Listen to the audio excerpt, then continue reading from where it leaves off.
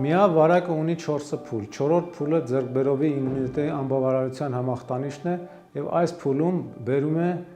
միավարակը պոլիօրգանային անբավարարության։ Սակայն, եթե մինչև այդ պացիենտը հետազոտվում է եւ ստանում է բուժում, կանոնավոր դեղ խմող պացիենտը ապրում է այնքան երկար, ինչքան կապրեր առանց միավարակի։ Այցելուն գալիս է ինֆեկցիոն հիվանդությունների ազգային կենտրոն։ Մոտենում է համաճարակաբանական հսկողության եւ խորհրդատվության բաժին, նրան տրամադրվում է նախաթեստային խորհրդատվություն, որտեղ մանրամասն բացատրվում է, թե ինչ է իրանից ներկայացնում մարդու իմունային անբավարարության վիրուս վարակը, որը ունի 4 փուլ։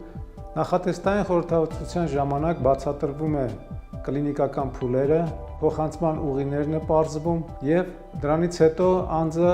մանիպուլյացիոն սենյակում հանձնում է երակային արյուն իմունոֆերմենտային անալիզի անցկացման համար։ Միավարակը ունի առաջնային դրսևորումներ, դա անբացատրելի տենդն է,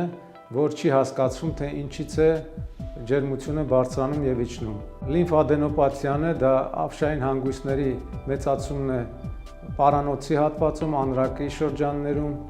քաշի կորուստն է անբացատրելի, ինչպես նաև մաշկային ցան եւ կարող է լինել լուծ 1 ամսից ավելի տևողությամբ։ Սակայն ուզում եմ հատկապես նշել, որ ախտանշաններով միավարակ չի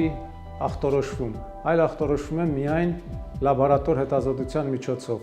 Այնպես որ միավարակ կասկածի դեպքում անհրաժեշտ է միանգամից դիմել կենտրոն եւ հետազոտվել լաբորատոր հետազոտություն անցնել միավի վերաբերյալ։ Ինֆեկցիոն հիվանդությունների ազգային կենտրոնում միավի վերաբերյալ հետազոտությունները գաղտնի են եւ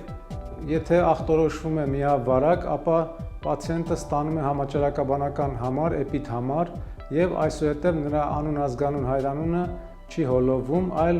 քառանիշ թիվ է առայժմ դեռևս եւ այդ քառանիշ թվով էպիդ համարով է մնացած գործողությունները իրականացվում։ Գաղտնիությունը խստորեն պահպանվում է։